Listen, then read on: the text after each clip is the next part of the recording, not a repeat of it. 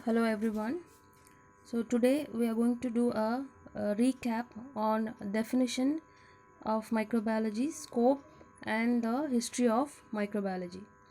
So it is just a recap for you to understand clearly about microbiology. Only then we can move on to other topics. So what is the definition of microbiology? First we will discuss. It is a branch of science which deals with the study of microorganisms, and it is also a study of microbes and their interactions with humans, animals, plants, and environment. And it is a microorganism, it is very small to be seen by the naked eye, so we need a instrument microscope. So we have examples, that is bacteria, viruses, algae, fungi, and protozoa. So when you talk about bacteria, we have different types of bacteria. It is only for your information. Okay, so you don't have to worry about it. So what I have given in the notes, you have to write for the definition. So under bacteria, you have different types of bacteria. That is, you have Staphylococcus aureus, Streptococcus, Salmonella, Shigella. So it is just the example for bacteria.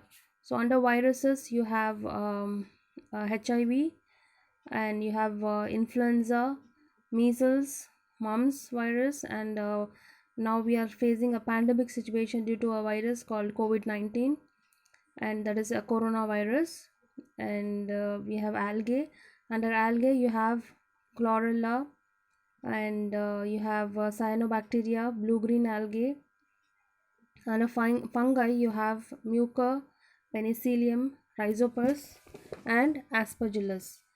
And protozoa you have nematodes, paramecium, amoeba, and trypanosoma. So let's talk about their uses. So under microorganism and their uses, so it is used for the production of bread, cheese, antibiotics, vaccines, vitamins, and enzymes. It helps us to digest our food. So we have different other uses which I did not mention here because it is very long. So if you write this for the definition, it is enough, but you need to know what are the beneficial what is the uses, other uses. Like it helps in the production of antibiotics and dairy products, and we can also prepare alcohol, and it can also be used in bread making, and we can also prepare organic acids, vitamins, and enzymes. It helps in sewage treatment, and it also helps in cleaning the environment. It can be used as insecticide to kill the insects, and it also helps in making vaccine and medicine. So it is microorganism, they are beneficial as well as harmful, but it is very beneficial in many ways. So disadvantages, it causes infectious diseases in humans, animals, and also in plants, and it also leads to food spoilage. So these are the advantages and disadvantages. So if you are asked to write about the what is the definition of microbiology, or what is microbiology, you have to write the definition, microorganism and their uses, advantages and disadvantages. So girls, for I want to inform you that for 2 marks you have to write half page, and for 5 marks you have to write 2.5 page, and for 10 marks you have to write 4 pages. Only then you will get marks. So for your college level you need to write like this. So I will expect this from you. So, and also we can say that microorganism, it is omnipresent. So it is present everywhere. It is present everywhere in soil, air, water, plants, in animals, in also and also in dead matters. So based on their levels of organization, it has been divided into unicellular and multicellular. Under unicellular we have bacteria and protozoa as an example.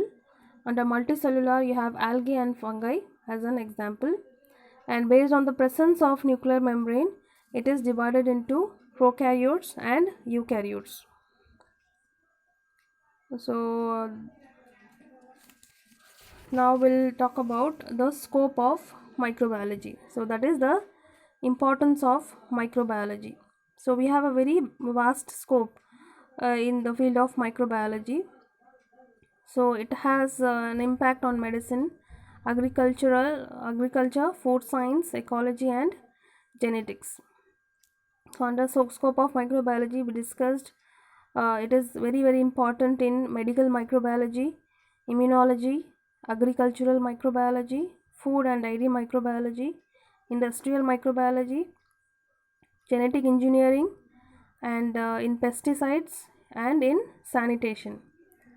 So we have different branches of microbiology, or we can call it as fields of microbiology. So we have study viruses, that is study of viruses is virology, study of bacteria is bacteriology, study of fungi is mycology, study of algae is phycology, study of protozoa is protozoology. So that is the, now we discussed about the definition and the scope of microbiology, just a recap. So now we will talk about the history of microbiology. So as I told earlier, Anton van Leeuwenhoek is the father of microbiology. So he is the first person to identify animalcules, that is a microscopic animal. So we have three founder of microbiology, that is Anton van Leeuwenhoek, Louis Pasteur, and Robert Koch. We have other scientists also, that is Fanny Hesse. She introduced agar agar for preparing a media, and we have Hans Christian Gram. He introduced gram staining. Using that technique, we can see the microorganisms in microscope. So we will study that later, that is gram staining techniques. What are the techniques? We have different techniques to see the bacteria. So what he did, Anton van Leeuwenhoek, he is the father of microbiology, and what he did was he made a simple microscope, and with that he identified, he observed bacteria, and he named it as animalcules. So in 1674, that is in 1674, he observed bacteria and named them as animalcules. And we have different scientists. So we have so many scientists in fields of microbiology. I have chosen very limited, that is I have chosen very important people. We have how many 22 scientists. So you need to remember all these scientists and their inventions, and along with the year. So Linnaeus, he classified the microorganisms as infusoria in 1767. In 1773, Muller classified the bacteria and coined the term Vibrio and Monas. In 1798, Edward Jenner, he introduced vaccination for the prevention of smallpox through the inoculation of cowpox virus. Agostino Bassi, he showed that the silkworm disease muscardine was caused by a fungus botrytis. And in 1836, Theodore Swan, he demonstrated that yeast causes fermentation. In 1822 to 1895, Louis Pasteur, he proposed the theory of, it is disproved the theory of spontaneous generation. Robert Koch, he discovered bacilli. Joseph Lister, he introduced antiseptic surgery. Louis Pasteur, he introduced the concept of pasteurization. He discovered vaccine against rabies. Albert Neisser, he discovered the bacteria called Neisseria gonorrhea. And Christian Gram, he introduced gram staining technique for bacteria. Robert Koch, he discovered tubercle bacillus, that is Mycobacterium tuberculosis. Louis Pasteur, he laid the foundation for Pasteur Institute in Paris for microbiology. Bajornik isolated and studied root nodule bacteria. Vinogradski, he discovered nitrogen fixing bacteria. So this Bajornik and Vinogradski, they have studied bacteria related to soil. Alexander Fleming, as you know, he discovered penicillin. John Tyndall, he discovered uh, tyndallization, fractional, that is, he developed fractional sterilization to kill spores, which is called as tyndallization. Fanny Hesse, as I told earlier, she discovered the agar-agar as a solidifying agent for preparing media. Paul Ehrlich, he discovered the modern concept of chemotherapy. Salk introduced polio vaccine, and Waxman discovered streptomycin.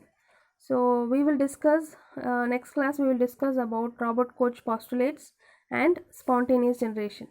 So when you are asked to write about the history of microbiology, or if you when you talk about history of microbiology, you need to discuss, or you need to mention the spontaneous generation. So we discussed in the slides, using the slide we discussed that what is spontaneous generation. So the formation of life from non-living substances is called as spontaneous generation or abiogenesis. So Aristotle, he suggested that the maggots, that is the flies, develops spontaneously in decaying matter. They thought that many animals like mice or anything, worms or any animals, they originated from the soil or the manure by the action of sun and rain. So what Louis Pasteur, Francisco Reddy and Lazaro Spallanzani, they disproved the theory of spontaneous generation. They did many experiments to disprove the spontaneous generation. So we will discuss clearly in next class what is spontaneous generation. So they experimentally proved that microorganisms cannot arise spontaneously from decaying meat or flesh. So they develop from decaying flesh only from the eggs and spores already deposited by the insects or air. So they proved that when the decaying flesh or meat is sealed from external agents, life cannot appear spontaneously from the flesh. So the Louis Pasteur and the other scientists, they disproved the theory of spontaneous generation, and they argued that life originated from pre-existing life only. So they named it as biogenesis. So spontaneous generation, it is also known as abiogenesis. And Louis Pasteur, Francisco Reddy and Lazaro Spallanzani, they disproved it, and they said that life originated from pre-existing life only, and it is known as biogenesis. So we have a difference between abiogenesis and biogenesis. So you need to write in the spontaneous generation, and spontaneous generation is a very important question for your exams. You will definitely get this, so you need to be thorough with this spontaneous generation. So that's it. So next class we will discuss about um, Robert Koch postulates and spontaneous generation. So I will give you the definition of pasteurization, sterilization, fermentation and tyndallization. Also I will upload that in the Google Classroom, and I will also send it in WhatsApp. So if you have any doubt, you can ask me anytime. Okay, thank you so much.